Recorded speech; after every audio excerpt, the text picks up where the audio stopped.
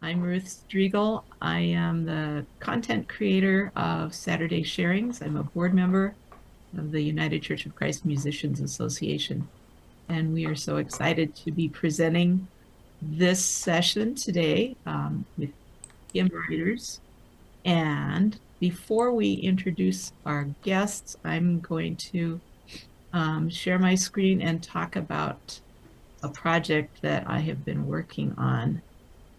And let's see if this will work. Okay, can you see my screen? And is it readable? Yes. Okay, so the gentleman in the picture is Innocent Okechukwu. He is from Nigeria. He's been living in the United States for 4 or 5 years. He is here under an H-1B visa. He came to study composition, was able to get a master's degree in composition in Massachusetts, was accepted into a doctoral program. And he is currently in that doctoral program, but things are not going well. I think it would be fair to say he's experienced a lot of discrimination. And he has been told that he will no longer be a doctoral student at the end of this semester. The visa that he is using is for people who have special skills. So he needs to be hired as a musician in order to stay in the United States. If he's deported back to Nigeria, he would probably be killed. At the least, he would be imprisoned because he has come out as gay since leaving Nigeria. So we are looking for congregations that might be interested in employing him under the conditions of his visa. It must be at least 20 hours per week in the field of music. He has experience as a church musician and as an educator. He's a very fine pianist. He has taught himself to play numerous instruments. He's played around with the organ. He's been a choral musician for many years. He's in his late 30s. So if anyone is interested, we will send this out again with the notes from this session. So please let me know. Okay. And try, there we go. So we're going to go on with our session. We have three wonderful hymn writers, musicians with us here. Hannah Brown is a pastor, a UCC pastor in Concord, Massachusetts, and she just published her first collection of hymns. Woohoo! It's called Elemental Joy. It's published by GIA, and Adam Tice was her editor. And I can tell you, I've been looking at this thing for a week and I'm totally in love with it. It's just a wonderful, wonderful collection. So we're so glad that Hannah could come and talk to us about hymns that she finds helpful. Ana Hernández lives in Pearl River, New York, in the lower Hudson River Valley. And she is a gigging musician, I guess would be appropriate, Ana. Yeah. And she has a lot of, I think she's going to give a different perspective from what Hannah and Adam have. But she has a lot of more folky based music, which is also extremely helpful. Adam Tice is the editor for Congregational Song at GIA Publications.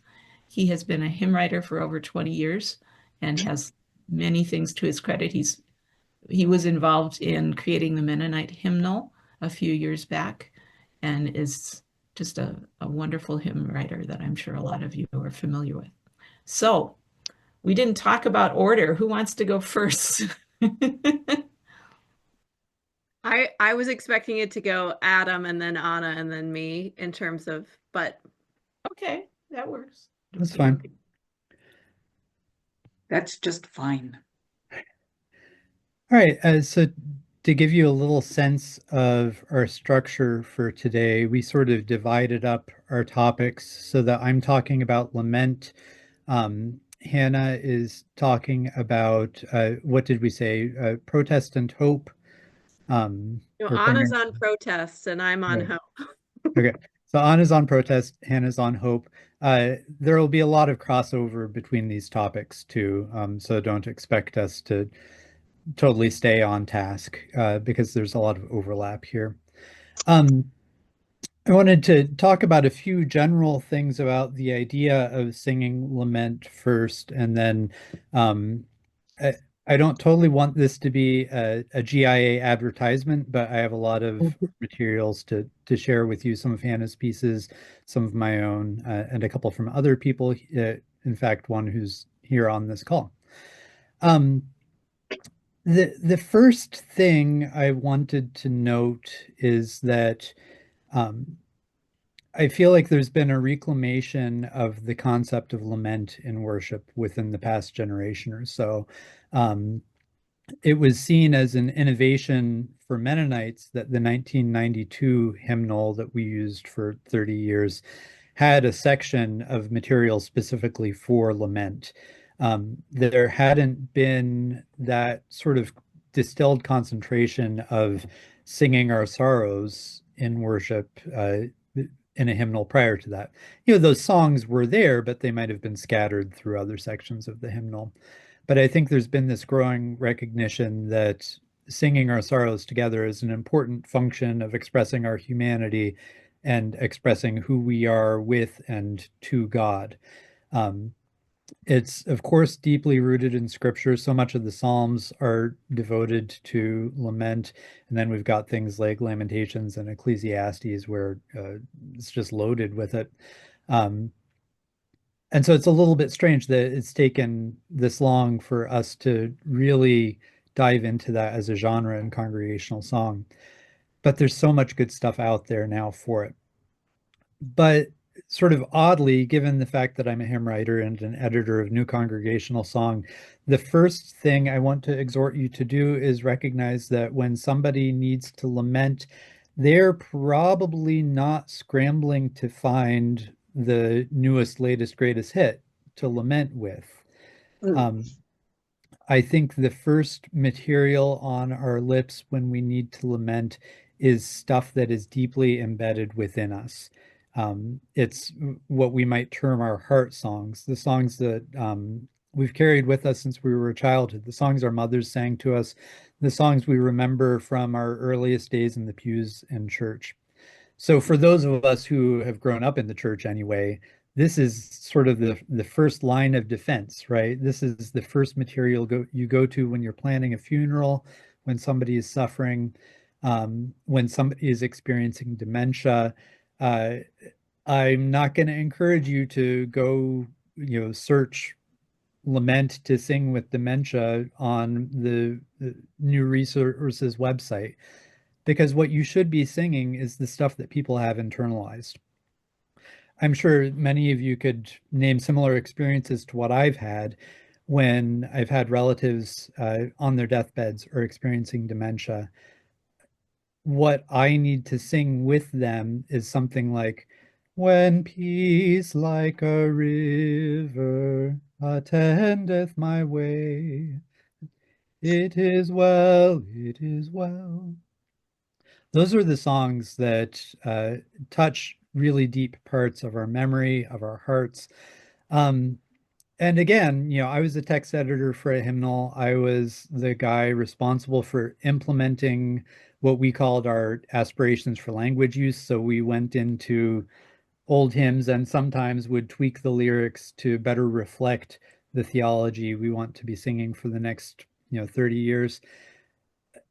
But that's not always what people have deeply embedded within them. And pastorally, it can be more important to attend to the gifts of people's memory, especially at the ends of their lives, than it is to sing our aspirational theology.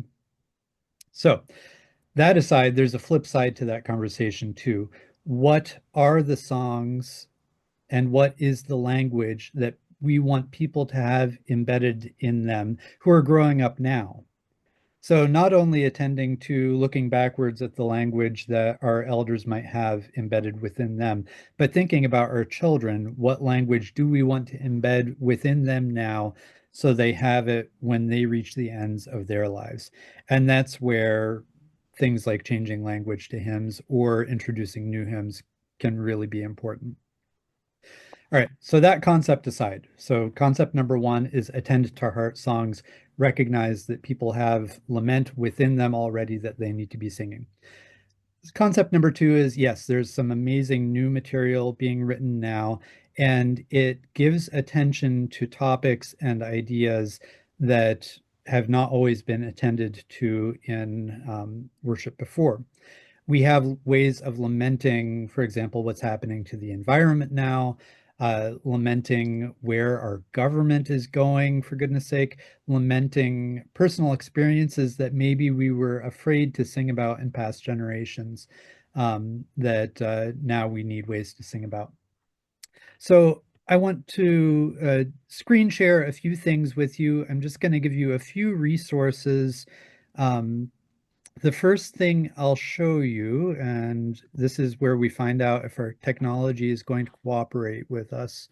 All right, let me make sure I've set up everything right here. The first thing I'm going to show you is the website for the series I edit at GIA Publications. It's called Unbound. So if you and tell me, or well, I can't see you now, but I'm hoping that somebody speak up and say, can you see my screen? Yes, we can see. Okay. So this is the Unbound website, giamusic.com/unbound. If you go here, the first thing you'll see is some seasonally curated material for the coming weeks in Lent. These are by a variety of authors. You'll see some of my work here, people like Sylvia Dunstan, Chris Shelton, Hannah Brown, David Bjorlin, Mary Louise Bringle, Ruth Duck, and going down to Holy Week here. Here's one of Hannah's pieces.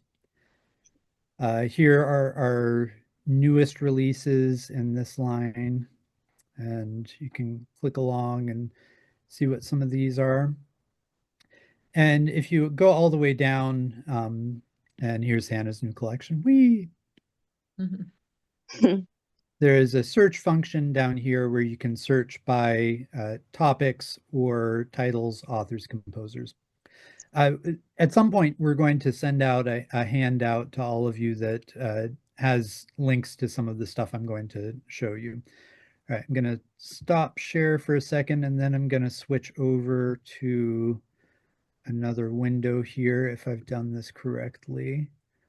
All right, crossing my fingers again. All right. All right. Can you see Bless What Is Breaking on your screen? Yes. Okay. I want to talk about a few specific hymns here, and we'll see if we can maybe even play some samples of some of these. This is a text by Hannah, Bless What Is Breaking. Hannah, I don't have much prepared to say about this, but if you want to, you're welcome to give a quick introduction to it. Sure. So this comes out of my experience of divorce, and I think it's been interesting to think about how to take deeply personal experiences of loss and make them general enough to be useful to a congregation. And this one has sort of surprised me in that work of trying to make it more useful, it ended up, some folks have found it to be useful for example, as Adam said, like in our current political situation, which is not at all the experience out of which I wrote it, but that's been a sort of fascinating journey. And Kate Williams wrote a wonderful tune for it. Yeah, and I'll add too, if you went and purchased this song, or if you get Hannah's collection, you'll find that it's set to Kate's new tune, and it's also set to the familiar tune Slain. So if you're a congregation that sees a new tune and you're terrified of trying to introduce something new, this is a way to just sing it right off the bat. Bless what is breaking and bless what is lost.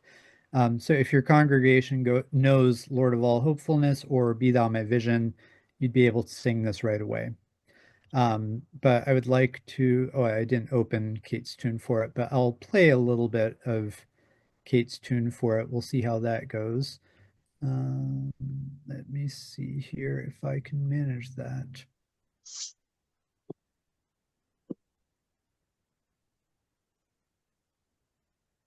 All right. Oh, this might actually work. All right. Are you still seeing the text for Blessed is Breaking? Okay. Mhm. Let's see if I can also get you audio from this.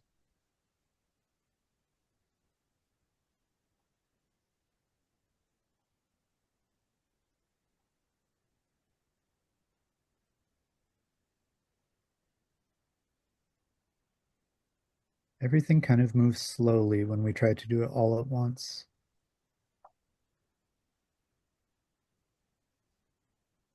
Well, I may just encourage you to go find that later. I also have a video, Adam, if you want me to play it. Oh, sure, go for it. I'm going to stop sharing mine and we'll let people watch the video via Hannah's. I am going to point out. And let's just play like the first stanza if we could, Hannah.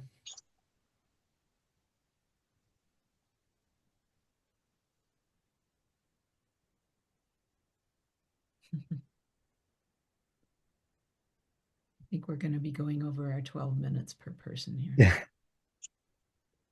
We'll just take it out of Hannah's time. No, just keep going, Adam. Okay. Well, I wanted to, let me go back to sharing my screen here.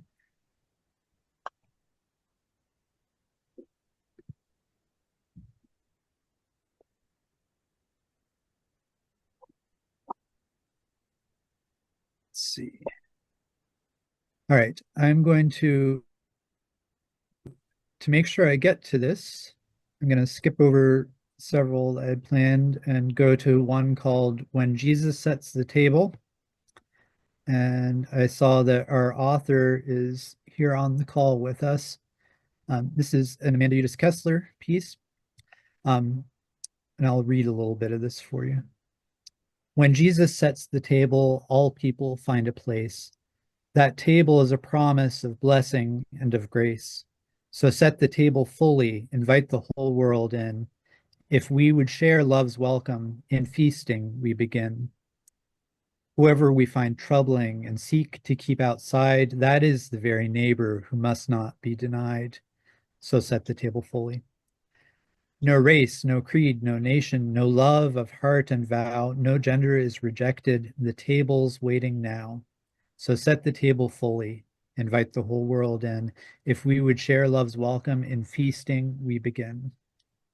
I think one of the most powerful ways to lament is to name what we aspire to, or name what is not yet, but what we're working towards. And Amanda's done that beautifully in this text. This is another one that is available both with the traditional tune, which you see here. When Jesus sets the table, all people find a place, which again, a congregation could just pick up and use immediately. Or with this wonderful bluesy tune by Sally Morris. When Jesus sets the table, all people find a place. That table is a promise. That's just lovely. So I encourage you to check this one out as well. All right, recognizing that my time is overdue, I want to tell one quick story and then play a little bit of a song if I can somehow force my screen sharing and video to cooperate with it. This is about a piece I wrote called When Pain or Sorrow, and the refrain has the words hold on in it, so the song's often known as Hold On.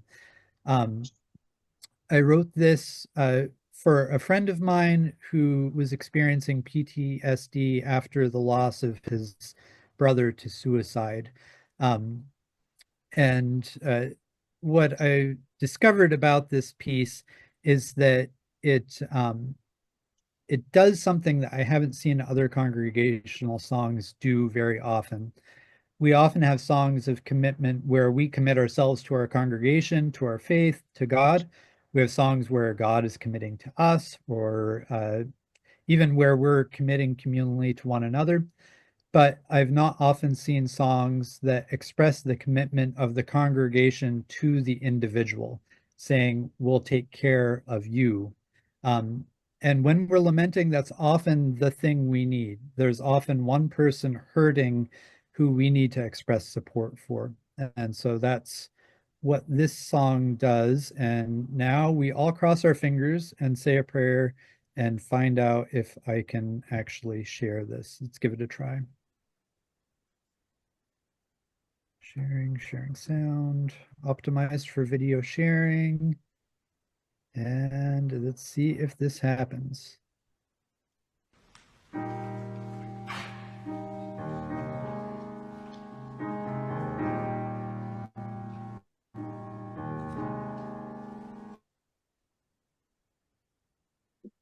Well, maybe not. It paused, and I think it's because it's loading, maybe.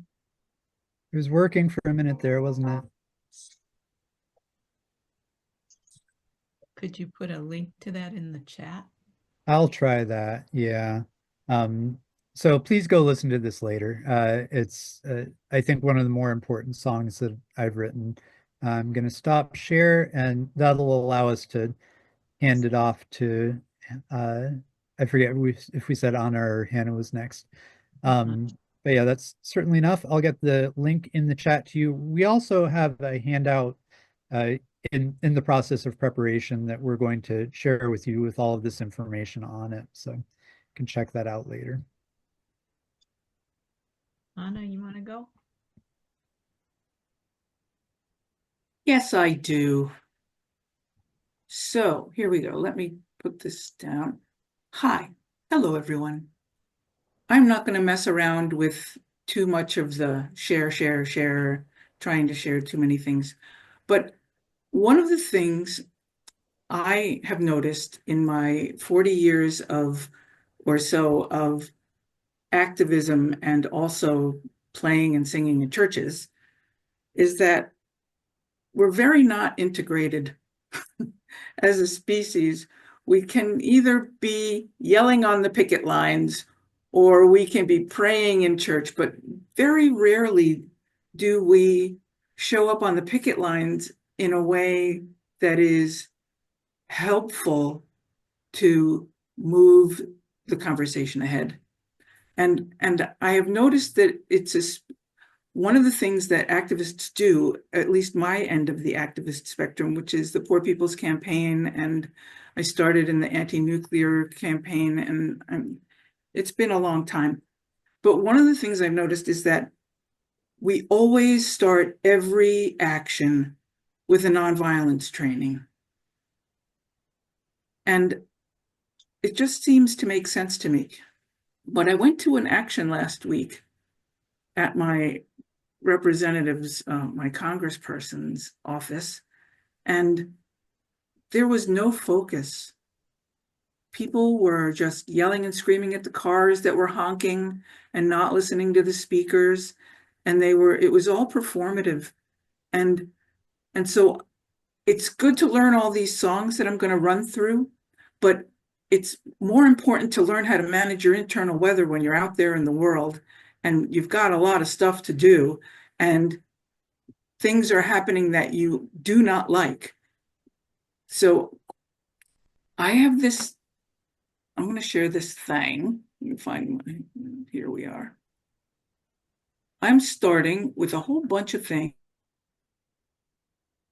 Let's see, tell me if this works.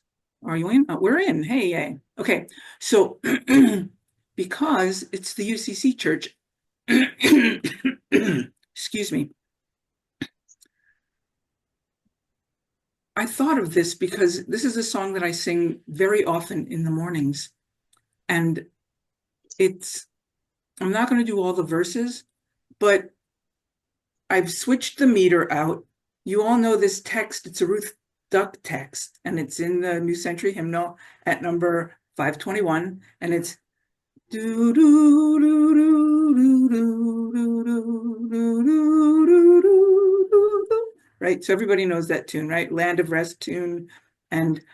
But I found an older tune with a different text, and I found that I love this Dove of Peace tune for this particular text. And it's a kind of a thing that settles you in and helps you to understand how important it is. And that when you get to the fourth verse, which we probably won't sing, but there's always help. The Holy Spirit, in this case, Ruth Duck writes, and when my heart is burdened down with cares for those I love, too deep for words, with groans and sighs, descends the holy dove. And what I have done is I've taken the last phrase and repeated it so that it will fit this particular tune. But can you hear this okay? Hang on a second. I need to do a thing. Put on your original sound. Yes, put on my original sound. Come to mama. Yes. All right, let's try that.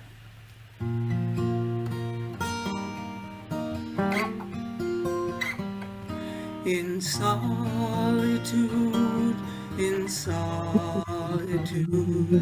I come to God in prayer.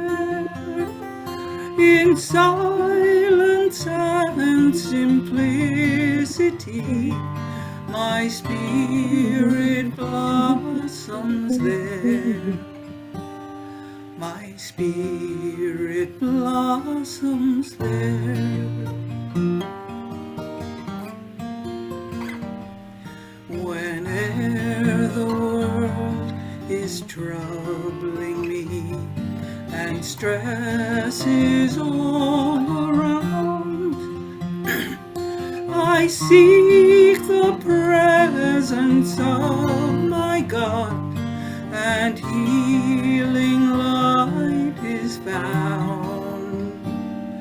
And healing light is found. And I'm going to stop right there because you'll get all of this and you can make it happen for yourselves with either tune. What I really love is the repetition. In the repetition of the last line, we are reminded. It's like, don't forget, important. Do you know what I mean? So that's a thing. Then, as of course I was wandering through the New Century Hymnal, I found this one. But it's not the one that you usually use, that we all know. It's not this little light of mine. It's not that one. It's this one.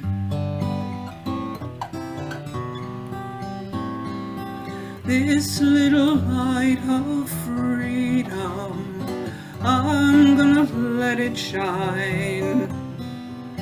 This little light of freedom, I'm gonna let it shine. This little light of freedom, I'm gonna let it shine.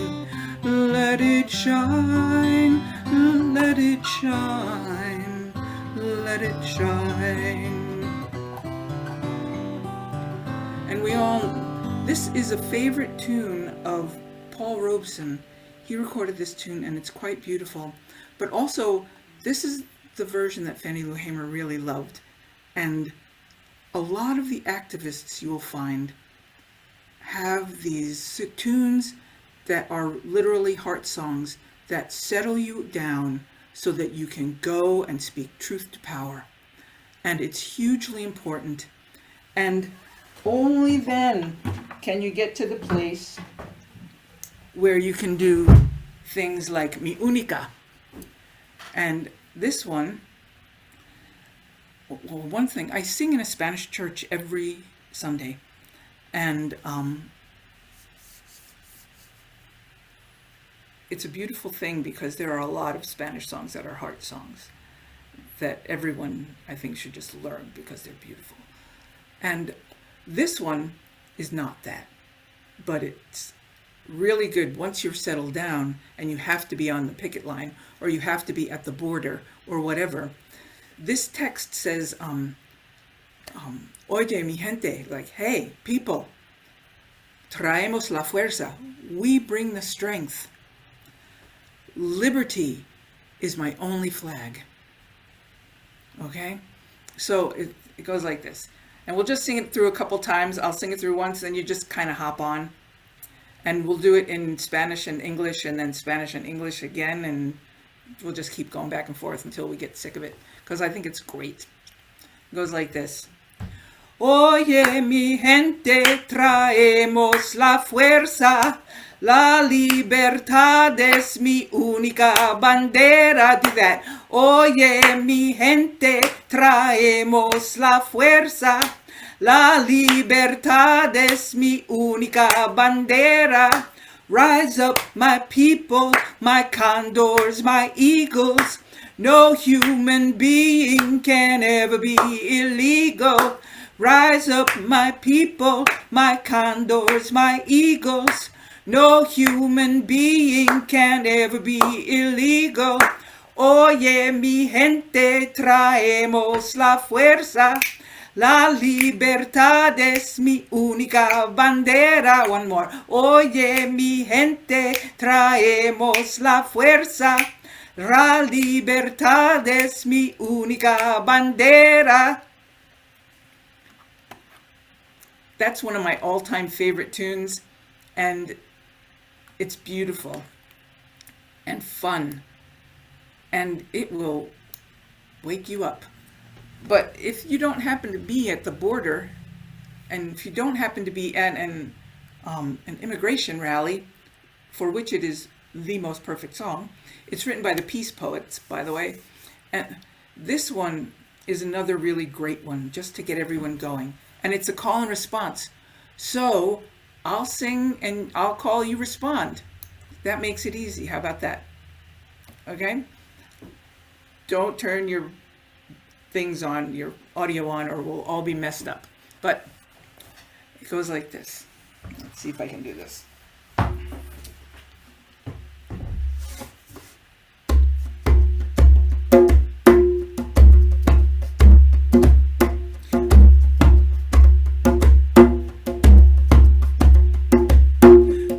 Wake up in the community. Tell me, what do you see? Wake up in the community. Tell me, what do you see? I see love in the community.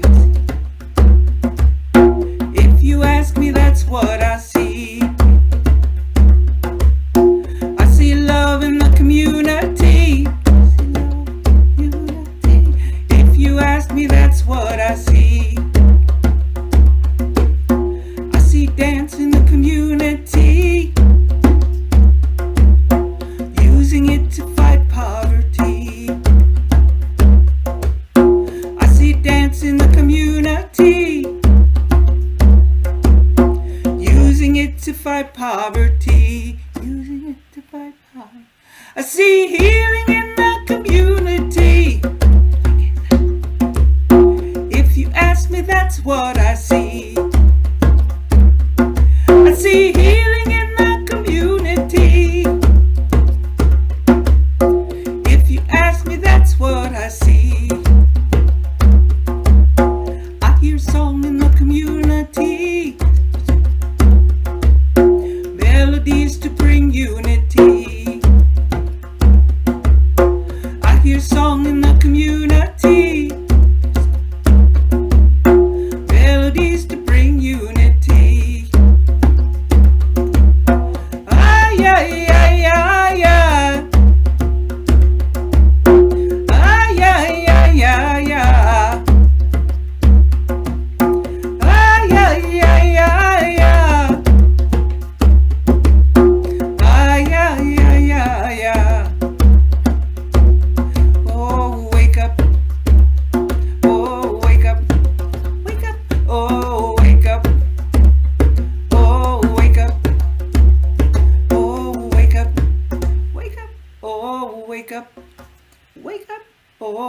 wake up, oh, wake up. Oh, yeah. Okay, do I have time? Come on, Ruth, tell me whether I have time. Do I have time? I got You're one more. muted right now. Okay, yeah, go for it. Okay. All right. This one is a song that came to life in the original Poor People's Campaign, Dr. King's Poor People Campaign, and it was written in 1968 by the Reverend Frederick Douglass Kirk and Patrick and Jimmy Collier. And it goes like this, although, before we do it, it's got a hip-hop break. So every time I sing, everybody's got a right to live, everybody's got a right to dream, and you'll see that when we get there. And just keep hitting on the things. And then we'll go back and scoop around to the beginning. This is not a call and response, so just listen.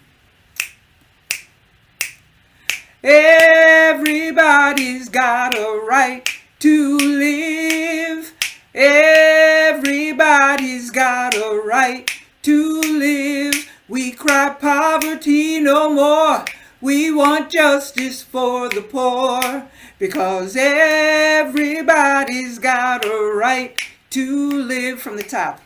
Everybody's got a right to live. Everybody's got a right to live. We cry poverty no more. We want justice for the poor, because everybody's got a right to live. Everybody's got a right to live. Everybody's got a right to dream. Everybody's got a right to love. Everybody's got a right to pray. Everybody's got a right to learn, laugh, and sing. Everybody's got a right to dance.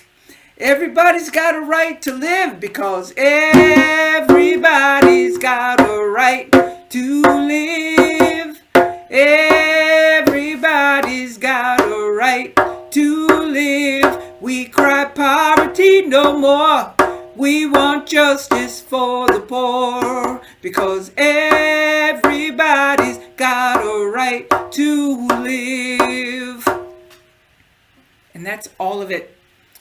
What's really great is the original verse was not "We cry poverty no more." It was, "And before this campaign fails, we'll all go down to jail, because everybody's got a right to live." So sometimes it's very hard, and can I say this out loud? In white-centered groups, it's very hard to sing that, because people don't want to do that. And so we thought up a new verse, which is, "We cry poverty no more. We want justice for the poor." And so there's that. There are so many songs. I'm writing a new hymn with Jan Lindholm called "We the People," and that's another beautiful thing for the line when you're out there. But it also, if in your hymnal, like in the old Episcopal hymnals, we have a section on national hymns, and they're all 100 years old, or at least, and they're not all great. Let's just put it that way. But to be able to write a tune that is, let me see if I can just share quickly with you the text for this one, because it's kind of amazing. Let me stop sharing. Stop sharing. That's good. Hi everyone. I'm here. So, we the people, free and strong, keeping faith, pressing on, marching, singing, righting wrong, step by step and song by song. And then the verses, you'll notice some things are very familiar. How sweet the sound when people rise, as justice rings its rallying cries, with love, more spacious than the skies, with love more spacious than the skies.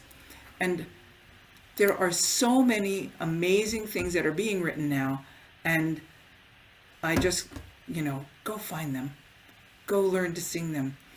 And and joy, because there is almost no more fun than being out on the picket line or out with a march. Imagine 34,000 people were out yesterday in Denver because they needed to be there. And it's just fun to know and find your people, even if you don't think they're your people. So that's all I've got. And thank you very much. I have tons more. So be in touch if you want to find me. Emma, thank you so Thank much. you. I'm reminding you to turn off your original sound. Thank you. Ana Hernández, amazing. You're cute. Thank you. All right, I'm gonna try to be quick. I did a PowerPoint because looking at words helps me when I'm listening to people. So that's here we go. So moving towards hope. How do we move towards hope, or cycle through these different feelings of lament and protest and hope? I don't know, some of you must know the Reverend Mary Ludy, a legend in the United Church of Christ. She posted something recently that really got me thinking about how we might need creeds in this season, which is revolutionary for the United Church of Christ to be focusing in on creeds. But I've been thinking about how we might really need reaffirmation of belief in this season, and how that might be a part of moving towards hope, thinking about who God is and what God does, who we are and what we are called to do, and the vision that God sets before us. So we can do that again, as Adam pointed out, and Anna as well, with heart songs. That will be different for every community, of course. I'm sharing two of mine. In the community I serve, we sing What a Covenant all the time, and we move, also What a Fellowship, depending on your version. We move when we sing it. It just feels like we're coming home every time we sing that song. So that's something that we're leaning on God, we're leaning on each other in times of difficulty. Also, just in case you have missed this gem in the New Century Hymnal, I want to point out By Gracious Powers, number 413. Text is taken from Dietrich Bonhoeffer. It's based on a poem that he wrote just 4 months before his execution. And it was turned into a hymn by, translated by Fred Pratt Green, just a fantastic text writer. Let me read this text to you. By gracious powers so wonderfully sheltered, and confidently waiting come what may, we know that God is with us night and morning, and never fails to greet us each new day. Yet is this heart by its old foe tormented. Still evil days bring burdens hard to bear. Oh, give our frightened souls the sure salvation, for which, O God, you taught us to prepare. And when this cup you give is filled to brimming with bitter sorrow, hard to understand, we take it thankfully and without trembling, out of so good and so beloved a hand. Yet when again in this same world you give us the joy we had, the brightness of your sun, we shall remember all the days we lived through, and our whole life shall then be yours alone. But if you need courage, right? I mean, it helps to think about the people who have had courage in the past, and Bonhoeffer is one of our saints. So, New Century Hymnal, I put a whole list of suggestions from the New Century in what Ruth will send on. I'm not going to spend any more time with the New Century, even though I love it. I know there are mixed opinions about the New Century, but it was a crucial moment in my life when I discovered that hymnal. Also, this crowd probably doesn't need to hear this, but please, the New Century Hymnal that I love is 30 years old this year. We need some more things if your community is not already turning to them. 3 great hymnals, two great hymnals and one that's still emerging. Glory to God we use in my congregation alongside the New Century. Voices Together, great, probably because Adam Tice had something to do with it. Also, Then Let Us Sing, we're waiting in anticipation for the United Church of Canada to release a primarily digital resource. So we'll see what that is when hopefully it is released soon. Online, some places to turn to: GIA Unbound that Adam mentioned, Hope Publishing. He also has some suggestions from there. The Convergence Music Project, has some other people both on one license and through the Convergence license and through CCLI in terms of how you would license their music.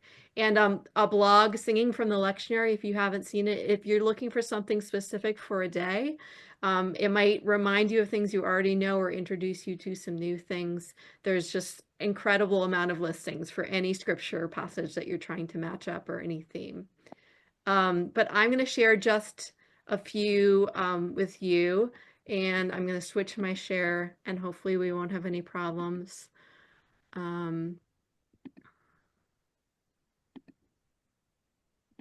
Oops, I want this one. Can you see? And Jesus said, "Don't be afraid." Okay. Oops, nope. I'm going to do it again and remember to share sound.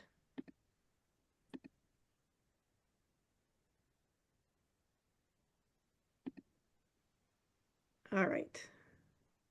So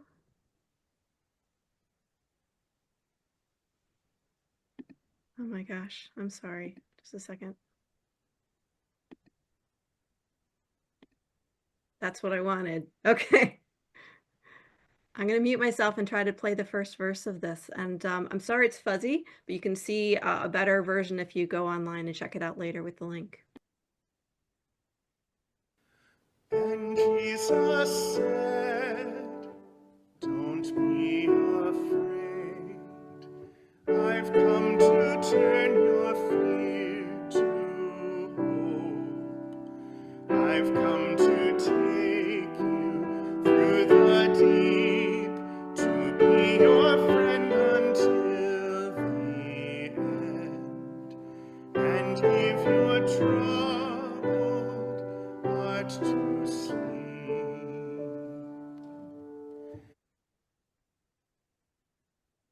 I kind of want to play the whole thing, but you get the idea that it's one of those settling songs that Anna mentioned, and great for the Easter season with "Do Not Be Afraid." Just something to really learn and center in on. I was considering maybe singing this as our prayer song throughout the season of Easter, just to keep calm down the system and get centered. Then for something different, Dave Yorlin and Kate Williams collaborated on this song, which starts with an analysis of what's wrong and moves towards hope in a beautiful way. So I'm going to play a bit of this.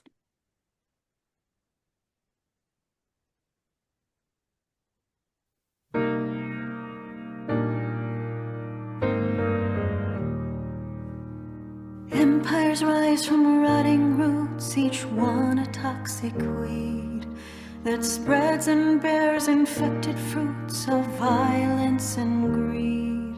Yet when no signs of life are found in tyranny's domain, a sprig of hope springs from the ground of God's relentless reign.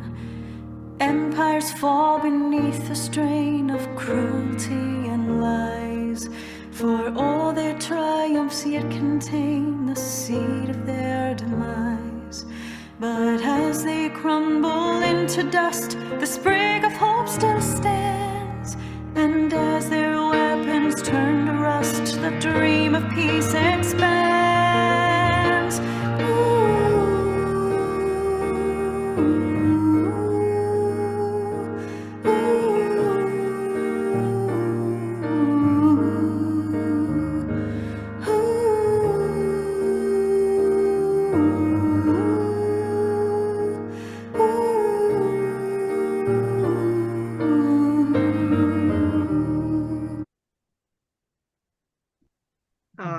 I just love that, and it's two of the best people just working today, making new things. Really compelling. And then I will share the two more briefly. I think you had Mark Miller visit you recently, and so maybe some of you have heard some of the things that he's been doing lately, but very inspiring. So I'm gonna share one of my collaborations with him. So this, in terms of hope, is a reaffirmation of our belief in what we think is true. This particular collaboration was about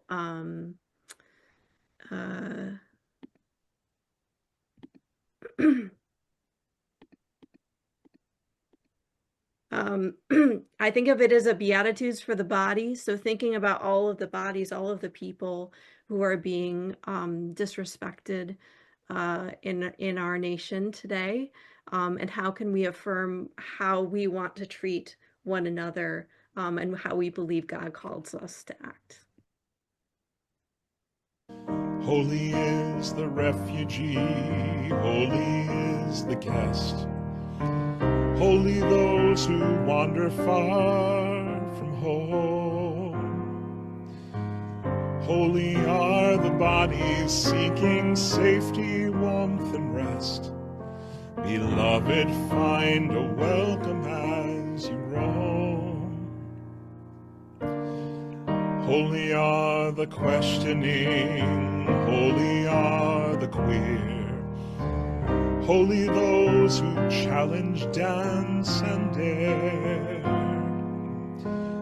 Holy are the bodies choosing joy instead of fear. Beloved, claim a freedom all can share. Singing, holy, holy, holy, God who made us in their likeness. Holy everybody, breath and soul, singing, oh, holy, holy, holy, God who made us in their likeness. Holy everybody, breath and soul. Holy are the dispossessed, holy are the spurned. Holy are the profiled and patrolled. Holy are the bodies harmed by hatred, taught and learned. Beloved, now be shielded and consoled. Singing, holy, holy, holy, God who made us in their likeness. Holy everybody, breath and soul. Singing, holy, holy, holy, God who made us in your likeness. Holy everybody, breath and soul. There's more to that one, but you get the idea. And just to finish it out, I know we're like almost running over time already. But one more piece, which if you haven't heard, is like just the way to end Easter or any other really triumphant stepping into our hope. Dave Yorlin and Mark Miller. So let me go back to this, and I will not share the whole thing because it's long. There's a lot of codas, and just we get into trombone. You'll see the trombone come out at the end. So I'll play a portion of this just to finish out the sharing portion.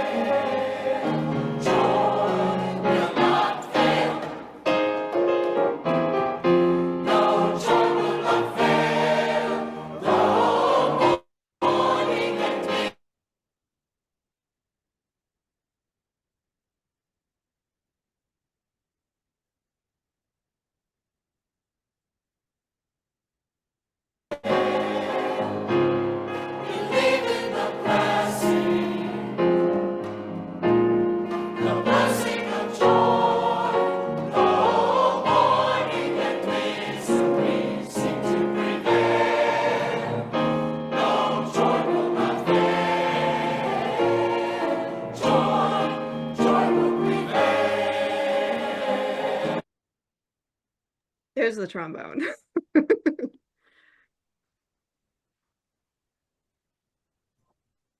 So that's what I've got. So many more ideas on the document that Ruth will share. That last one is also on a CD that's now streaming on Spotify and probably other platforms of Mark's music, which is just full of gems. Another one I love is We Will. What's Adam? What's the title? We Will Delight in Love, Share and Unite in Love. We will rejoice in love, isn't it? We Will Rejoice in Love. That's the first one. That's another Bjorlin Miller collaboration that I find really helpful right now. Thank you so much, Hannah and Anna and Adam. I knew this was going to be amazing, and I'm not at all surprised that we are running over time, but yeah, it's so wonderful.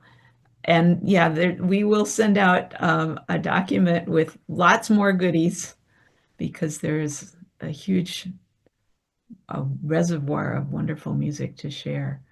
And I don't want to abuse anybody's time, but if you have any questions, any comments, this is the time to offer them. I'll make a comment. What really surprised me was when I knew you would be talking about protest, Anna. I was envisioning songs that were really empowering and enlivening, and the whole idea of settling, it really blows my mind. Because I want to be participating in these protests, but I don't really know what I'm achieving.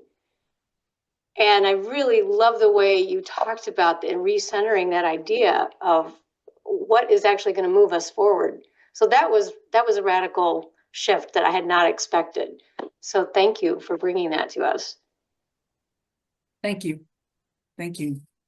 There's a quote by Grace Boggs, and it says, and she said, "Building community is to the collective as spiritual practice is to the individual." And I remember when I first read that, I just thought, oh, right, that's the connection. And there it is. And for us to be able to just mind our internal weather. That's what I like to say. Learn how to manage your internal weather, because then you can be more helpful. I love that. Thank you. Manage your internal weather. Yeah. I have a lot of work to do in that department, I have to say. As do we all, especially these days. Oh my gosh. Okay. Anybody else?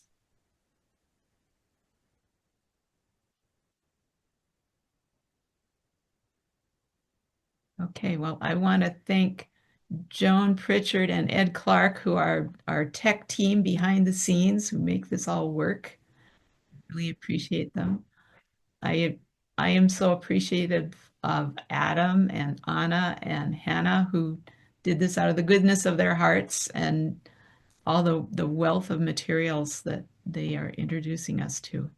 So thank you all so much. We will send out a document. It will have lots of links. It probably won't be today, but we'll get it done. So thank you all for coming. Thank you so much. Thank you. Thank you very much. Thank you so much for inviting me, really.